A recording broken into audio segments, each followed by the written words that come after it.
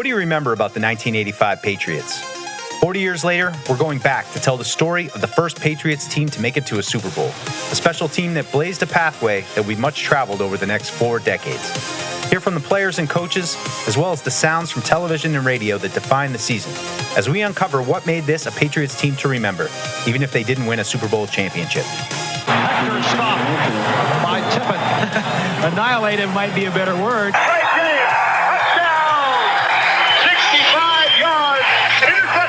Patriots, David Claiborne, runs it back, touchdown, New England, the defense scores. Rogan's back, looking to throw, fires this one to Pryor, touchdown! Stanley Morgan, touchdown! Still going as Robert Monticello, 35 to 40 to 25 to 20, 50 to 5, he's got it all, touchdown! There's Irving Pryor running it all the way for a touchdown, 85 yards, Irving Pryor. Decent rolling out to the right side, avoiding the pressure, on the run, he throws, complete for a touchdown, Lynn Dawson in the end zone, 6 points, Patriots. Touchdown, Patriots, Tony Collins, the Patriots have the lead. I'm Mike Dussault, and this is a Patriots Super Bowl Sound Odyssey, 1985, Episode 6, The Breakthrough. Now next weekend on NBC Sports, the journey to the Super Bowl begins with the AFC Wild Card Playoff. It'll be the New England Patriots at Giant Stadium to tangle with the New York Jets. The Patriots were back in the playoffs after finishing 11-5, third in the AFC East, and the final wild card in the playoff field. Any trip to the Super Bowl would require 3 road victories, a feat to that point never attained in the NFL. As a franchise, the Patriots had made the playoffs just 3 times since the NFL merger. In 1976, the Raiders stole a controversial win. Ball is intercepted by Monty Johnson, and the game is over. The final score, the Oakland Raiders 24, the New England Patriots 21. In 1978, in the midst of a coaching change, the Oilers never gave them a chance. It is caught. Ken Burrow will score. Campbell breaks it. Campbell to the 50. Campbell finally pushed out of bounds. Campbell. He's got it. Right in the corner, Earl Campbell. Miami knocked them out in 1982. The Dolphins played 5.5 quarters of football against the Patriots before they ever got on the board against them, but now they've scored touchdowns on their last 2 possessions. Leaving the franchise without an NFL postseason victory. Now, they had another crack at it. We welcome you to Giant Stadium in the New Jersey Meadowlands on a cold, clear day. In fact, weather conditions could be a factor later on as we get set for the New York Jets and the New England Patriots meeting in this AFC wild card game. The Patriots had faced the Jets twice in 1985. They split the series, a 7-point win in Foxborough and a gut-wrenching overtime loss at Giant Stadium. Now in the wild card round, they were headed back to New York for a winner-takes-all rubber match. This is the 3rd time this season that these 2 clubs are meeting, which is most unusual when you come to playoff time and they split the previous 2. The Patriots were ready as their head coach got them locked in. GM Patrick Sullivan took note of Barry's focus, while Craig James and Steve Nelson said the team had plenty of confidence. And that was the way Raymond talked to the guys about it. And it's just, we're in the hunt and we have an opportunity, but we got to focus on what's in front of us. And, the Jets were in a kind of a similar situation where they hadn't had a lot of success. So their fan base was absolutely nuts that day. I mean, they were screaming at us, throwing bottles and there weren't snowballs, but bottles and pizza. And it was awful. And he was really big on focus. We have 1 game this week. We're going to go play the New York Jets. That's it. We're going to go play the New York Jets. And a lot of coaches preach this stuff and say these things, but they don't live this thing. Raymond Berry was focused on the center of the bullseye. And so, therefore, it was contagious amongst the players.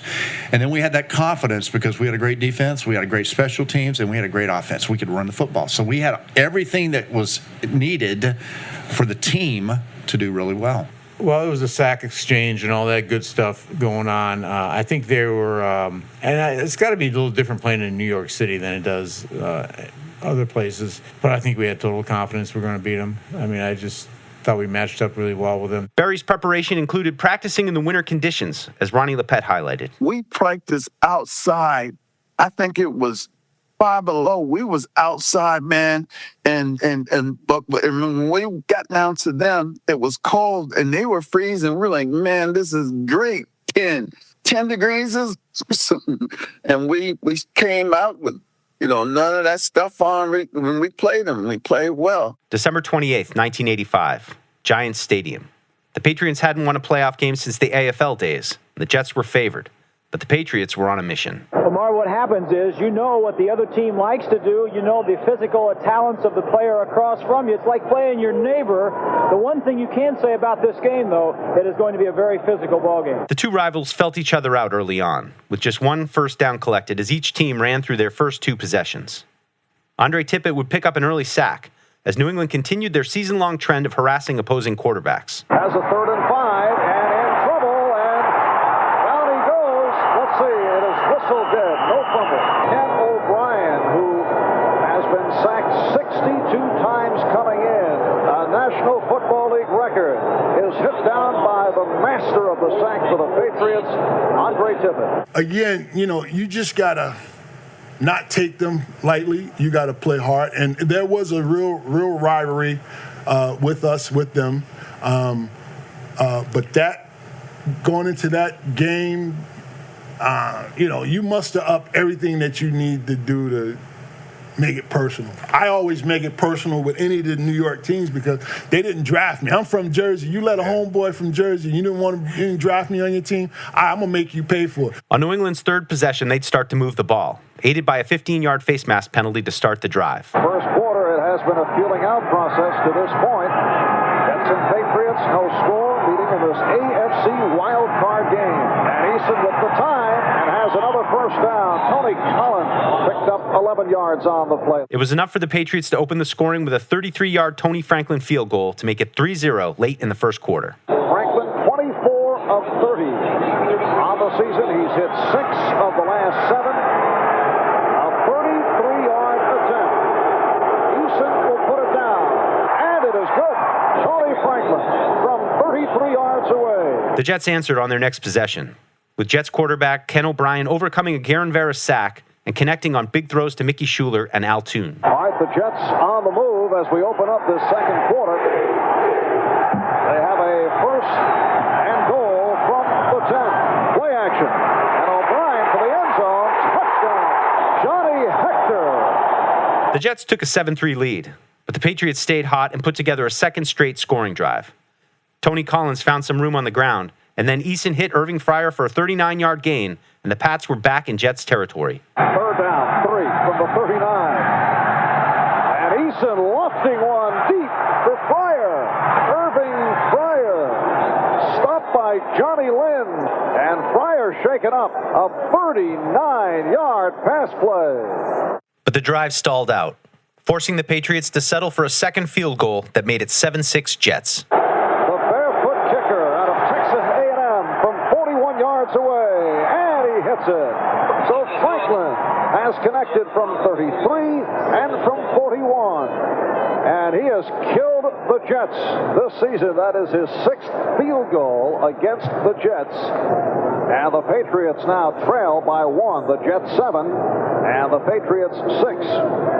The last 3 possessions have seen field goal, touchdown, and field goal. That's when the Patriots defense stepped up and did what they'd done all season long, forced turnovers. First came a Don Blackman forced fumble that Roland James recovered. Here's McNeil, and he fumbled. The Patriots feel they have it. It is New England ball. The Patriots have recovered. So Freeman McNeil coughs it up, and Roland James, the strong safety, on the recovery. The Patriots are number 2 in the entire National Football League in causing fumbles. But Eason and the offense couldn't translate the takeaway into points, punting the ball back to the Jets. Then the Patriots D made it back-to-back takeaways when Fred Marion grabbed a Ken O'Brien deep ball. And again, O'Brien with much time. And it's picked off by Marion.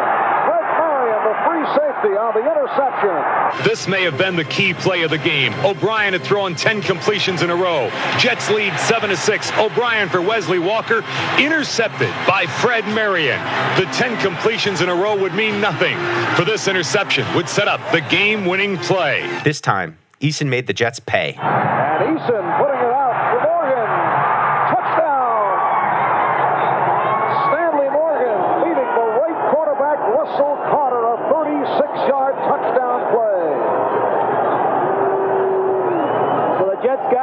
Marv. You know, we went down there and played a really good game against the Jets. Was pretty much mistake-free.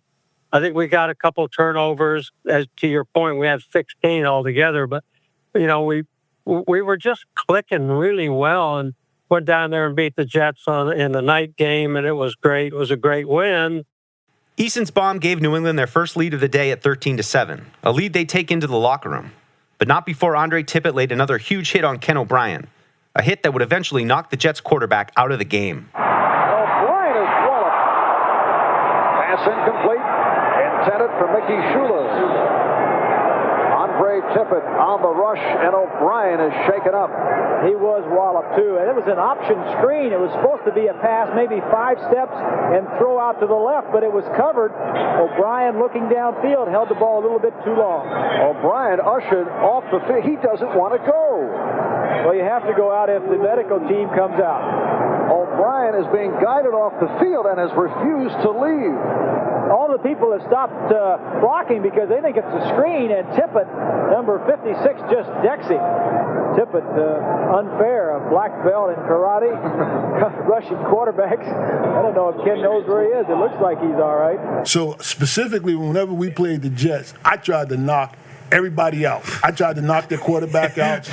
I feel fine. Andre Tippett's a good player, and that's what he gets paid for to play, and he did. And, you know, you just got to find ways to stop him and try to take other things they give you. I think Ken O'Brien has had some serious nightmares about Tip, because I remember seeing some video, and Tip literally took some wrestling moves and dumped him on his head so many times. And, you know, that was a big thing. We loved getting quarterbacks, whether Tip and I, you know, putting pressure on the quarterback. Andre Tippett knocked Ken O'Brien out with his devastating hit.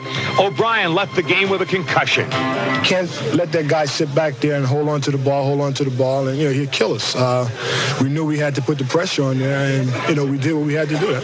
And I mean, Katie bar the doors and lock up the children, because we coming back to the Meadowlands. My people going to be there. I'd have to usually get about 30 tickets for friends and family, and I tried to put on a show. And we put on a show that game. And time running out in this first half. So a defensive-geared first half at Giant Stadium, with the Patriots leading the Jets by the score of 13-7. At halftime, the TV broadcast interviewed former Patriot Mike Haynes, now a member of the Raiders, and waiting to face the winner. Haynes, a key part of the team's playoff appearances in 1976 and 1978, was still rooting for his former team, but didn't realize he should be careful what he wished for. Mike Haynes, as you watch this game, do you have any special feeling for your former teammates on the Patriots? Well, you know, this is a situation the Patriots have been in, I guess, 4 times in the last 10 years in the playoff situation, and usually they come out a loser. But this is really, I think, the first time in the history of the ball club they've been in the lead at the half. So, you know, I feel like, you know, these guys, they have the people to do it. I'd like to see them have some good fortune today. They deserve it. In the third quarter, Ken O'Brien tried to give it a go, but missed his only pass attempt, and the Jets punted the ball away. O'Brien took a seat on the bench that he'd keep for the rest of the game, with backup Pat Ryan taking over. Pat Ryan has taken over at quarterback for Ken O'Brien. The Patriots, up by a score of 13-7, put together the game's most critical sequence. Nice play as he gets it out to Craig James, and James down at the 10-yard line. Knocked down by Kirk Springs and Crable, stopping James on a 24-yard pass play. First, another field goal made it 16-7 Patriots, followed by an ensuing kickoff that encapsulated the Patriots' special season. The defense had already come through with 2 takeaways and multiple sacks that knocked the opponent's starting quarterback out of the game. Now it was the special teams' turn to get in on the action. And it's Johnny Hector on the kickoff return. Good coverage. The bobble by Hector, a penalty flag thrown. And the Patriots have recovered and have run it in. Play continuing. Johnny Rembert, backup linebacker, racing it in. Let's see what the penalty call is. Hector on the return. Coughed it up. And it looked like the Jets just illegal block during the return. Number 81, receiving team. Penalty declined. Touchdown. The penalty called on backup tight end Billy Griggs. And it is a touchdown on the fumble recovery. recovery by Johnny Rembert, the 3-year pro out of Clemson. And the Patriots move in front by the score of 22-7. Johnny Rembert's special teams touchdown made it 23-7. It was a total team effort as New England inched toward their first NFL playoff win. Jets backup Pat Ryan put together a scoring drive in response, but it would be their last point scored. Now, I don't know if this is a change because of the hard hit that O'Brien took earlier. I see O'Brien standing on the sideline. He's got his warm gloves on. He's standing there like he knows what's going on. But Marv, sometimes when you get banged around, you hit your head on the ground. Sometimes a concussion, it's a delayed reaction. And sometimes the longer you go, the farther you get. I don't know if that's the problem here or not. As the game entered the fourth quarter, New England's defense took over, led by rookie Garen Veras. Veras picked up another sack on a fourth down to end one Jets possession. I don't know if I would go for it at this point right here.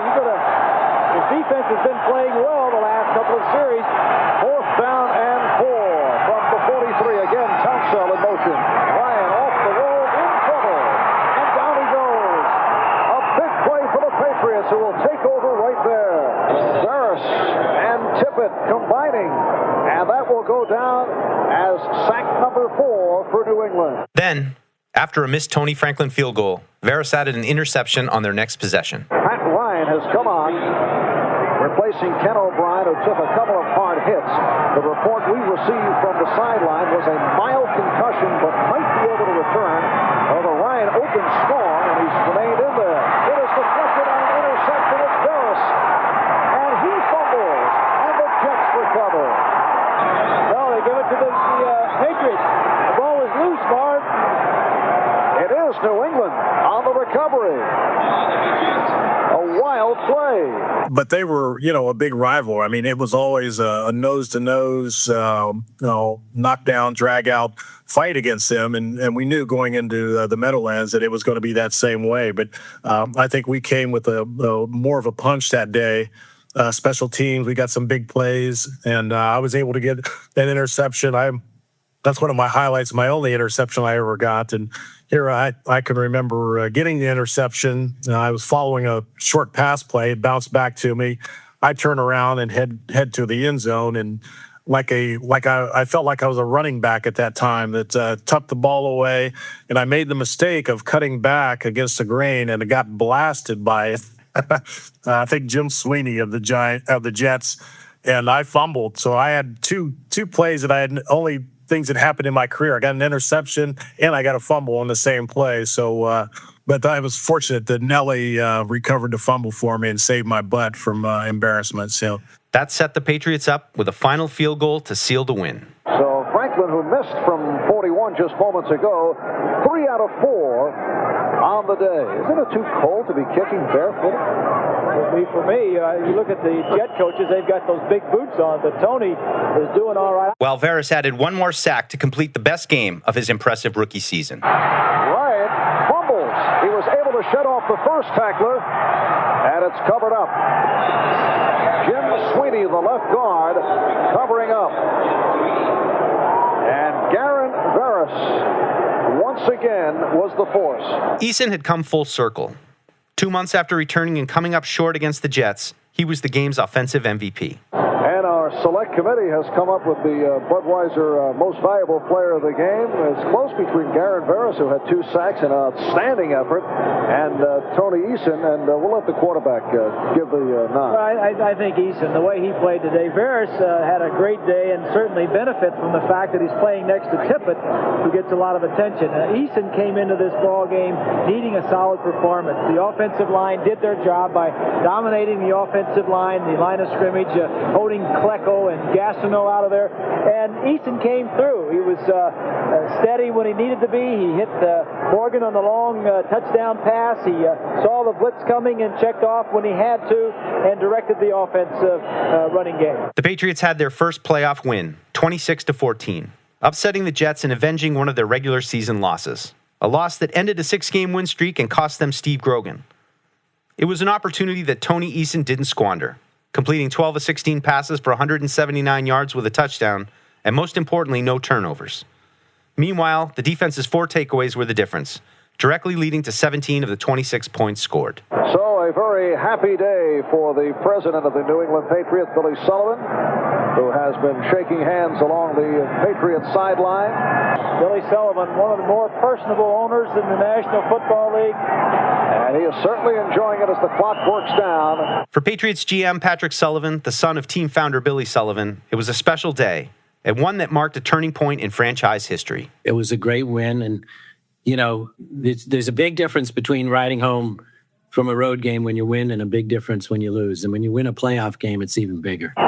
22 years ago today, Marv, on December 28, 1963, the Patriots played the first playoff game in their history against the Bills in Buffalo. The Patriots won that playoff game 26-8. A week later, they lost the AFC Championship game to San Diego 51-10, and certainly they hope their fortunes this year will be much better than the 1963 year. So this only the second Patriot playoff game victory, doing it in the wild card against the New York Jets. It was also special for veterans like Pete Brock, who had tasted the playoffs in the 70s and early 80s, but never made it past the first round. So yeah, I mean, it was a pretty big deal to be a man, to beat the Jets, right? Everybody, yeah. You become a Patriot, you hate the Jets. I mean, it becomes part of your DNA, and I'm pretty sure it's the same way down there. But we had a lot of respect for that team because we always battled hard with them. So that was a big game. They would advance to face the Raiders next week. And all the players point to Raymond Berry. He was the solidifying force that came in. The Patriots had their first NFL playoff win and would need no extra motivation against a Raiders team that had beaten New England in Foxborough earlier that season. A Raiders team with plenty of history and bad blood on and off the field. A Raiders team that would require the Patriots' best game yet. While it's bitter disappointment for the Jets, it's on to Los Angeles and a rematch with the Raiders for Raymond Berry and the Patriots. Is this real? Somebody pinch me.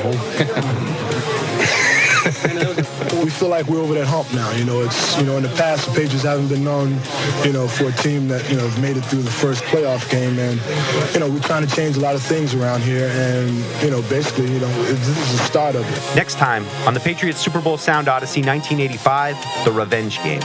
The Patriots head to Los Angeles to face the Raiders, a team that haunted them in 1976, beat them in Week 4, and now stood between them and the AFC Championship. They play that tough, aggressive, cheap, whatever you want to call it, Raider ball. That's their nature. We're going to have to go into their territory and take it away.